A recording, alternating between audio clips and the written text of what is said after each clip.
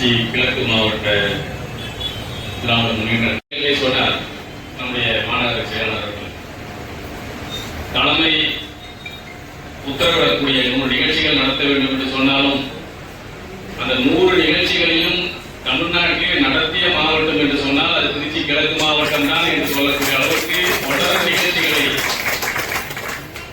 கடந்த வருடம் நடத்தியதை நாம் பார்த்தோம். அதில் நான் ஒரு 2-3 நிகழ்ச்சிகளை நானும் பங்கு பெறக்கூடிய வாய்ப்பு பெற்றேன். அதே போன்று ஒரு பள்ளிக்கல்வித்துறை அமைச்சராக எப்படி செயல்பட வேண்டும் என்பதை இன்றைக்கு தமிழ்நாட்டிலேயே அமைச்சர்களில் பள்ளிக்கல்வித்துறையை பேச வச்ச ஒரு அமைச்சர் சொன்னா அது நம்முடைய அமைச்சர் தான் என்பதில் எந்த மாற்று கருத்தும் இல்லை. அந்த அளவுக்கு சிறப்பான செயல்பாடுகளை ஒன்றை விட்டுவிட்டார் நம்ம மாநகர செயலாளர். ஒவ்வொன்றையும் சொல்லிட்டு வரும்போது சட்டமன்றத்திலும் ஒரு சிறப்பான பங்களிப்பை தரக்கூடிய ஒரு அமைச்சராக நம்ம பார்க்கிறோம். ஒரு சின்ன குறிப்பு கூட இல்லாம 3/4 மணி நேரம் 50 நிமிடம் அந்த நிதிநிலை அறிக்கையில் பேசக்கூடிய ஆற்றல் வாய்ந்த ஒரு அமைச்சராக நம்முடைய பள்ளிக்கல்வி அமைச்சரை பார்க்கிறோம்.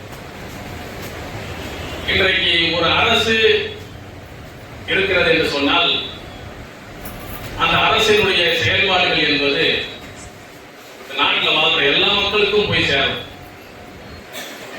அந்த வகையில் இன்றைக்கு தமிழ்நாட்டில் நடந்து கொண்டிருக்கக்கூடிய திராவிட மாடல் அரசு நம்முடைய முதலமைச்சராகட்டும் துணை முதலமைச்சராகட்டும் இவர்கள் சாதாரண சாமானிய மக்களுடைய உயர்வுக்காக தொடர்ந்து பாடுபட்டுக் கொண்டிருக்கிறார்கள் என்பதை நாம் பார்த்துக் கொண்டிருக்கிறோம்.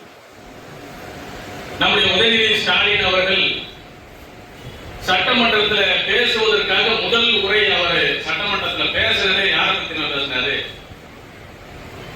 மிகவும் பின்தங்கி இருக்கக்கூடிய மாற்றுத்திறனாளிகளாக இருக்கக்கூடிய அந்த மக்களுடைய பிரச்சனைகளை பற்றி பேசினார். திருநங்கைகளுடைய பிரச்சனைகளை பற்றி பேசினார். அப்ப குரலற்றவர்களாக யார் இருக்கிறார்களோ, யார் பேச முடியாதோ, அவருடைய குரல்கள் செல்ல வேண்டிய இடத்துக்கு செல்லாமல் இருக்கிறதோ அதை பற்றி பேசி அவர்களுக்கான பிரச்சனைகளை தீர்வு காணக்கூடிய ஒரு துணை முதலமைச்சர் தான் நம்முடைய துணை முதலமைச்சர் என்பதை இன்றைக்கு நாம் கண்கூடாக பார்த்துக் கொண்டிருக்கிறோம். ஆக ஒரு சிறப்பான ஒரு ஆட்சியை இன்றைக்கு தமிழ்நாடு சந்தித்துக் கொண்டிருக்கிறது. துணை முதலமைச்சர்கள் இன்றைக்கு சிறப்பான ஒரு செயல்பாட்டை வழங்கிக் கொண்டிருக்கிறார்கள். அவர் வெறும் வாரிசு என்று கொச்சைப்படுத்துவதற்குரிய மத்தியில் நான் வெறும் ரத்த வாரிசு, குருதி வாரிசு மட்டுமல்ல, திராவிட மாடல் கொள்கை வாரிசும் நான் தான் என்பதை சொல்லக்கூடிய அளவிற்கு எதிரிகளை இன்றைக்கு மிரட்டி கொண்டிருக்கக்கூடிய ஒரு ஆளுமையாக நம்முடைய துணை முதலமைச்சர் அவர்கள் திகழ்கின்றார். அவர்